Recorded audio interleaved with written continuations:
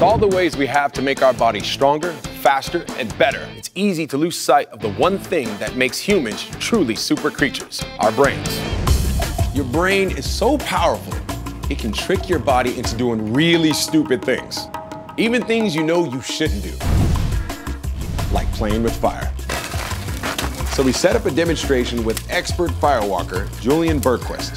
Now remember, this is definitely something you do not want to try at home. The dangers of firewalking are significant.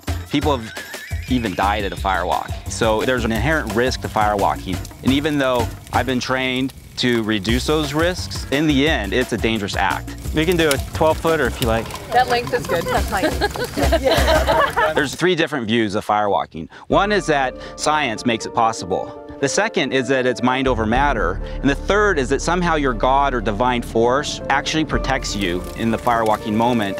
And people have believed that for hundreds of years in different cultures around the world.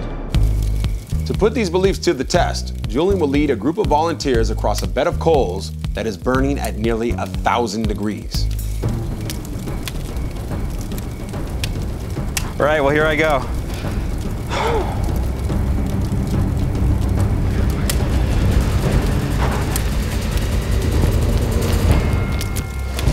Not only does Julian make it across the fiery coals unscathed, but one by one, so do his guests. What does science have to say about this centuries-old stunt? Wow. Physics explains how heat energy flows from the embers into your feet. Every substance in nature contains a different amount of heat energy and has a different ability to conduct that energy from one place to another. Imagine you're baking a cake.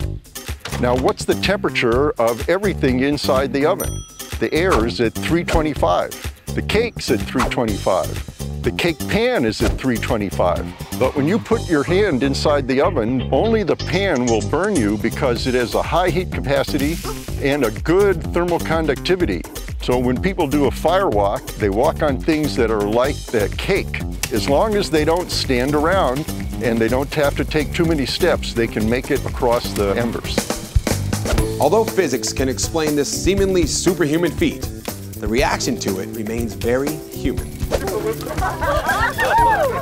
Physics decides whether you get burned or not. But what do you experience? That's a subjective matter. That has to do with the signals that your body sends to your brain, and they're the ones that tell you whether you're in pain.